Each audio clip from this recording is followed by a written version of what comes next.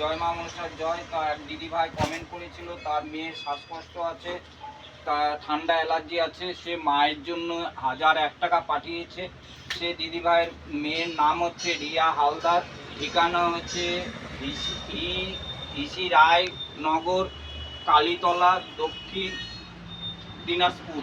সে দিদিভাই তার মেয়ের জন্য শরীরটা ভালো হয়ে যায়, শ্বাসকষ্টটা দূর হয়ে যায়, সে মায়ের জন্য একটা সোনার টিপ সে পাঠিয়েছে।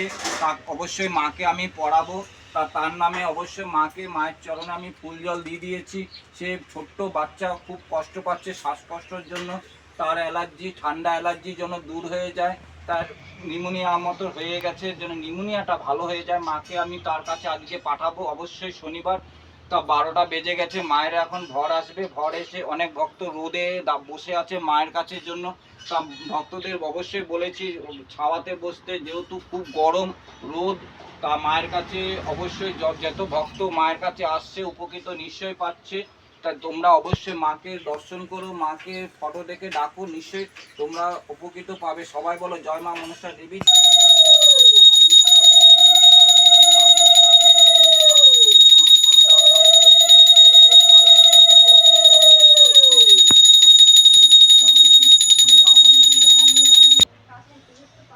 কিছু লেগেছে রে বেটি?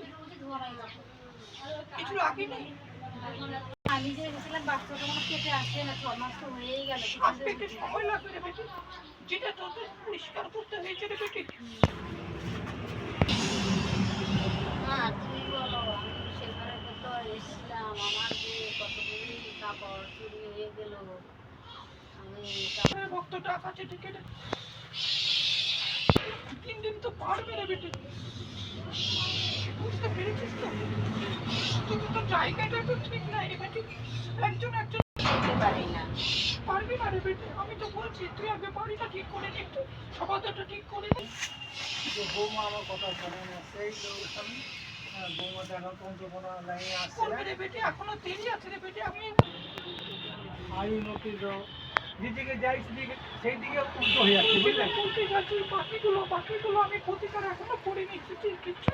ঠিক আছে। আমার বাড়িটা ঠিক করে চরণেই তো পড়ে আছে মা, চরণে তো পড়ে আছি।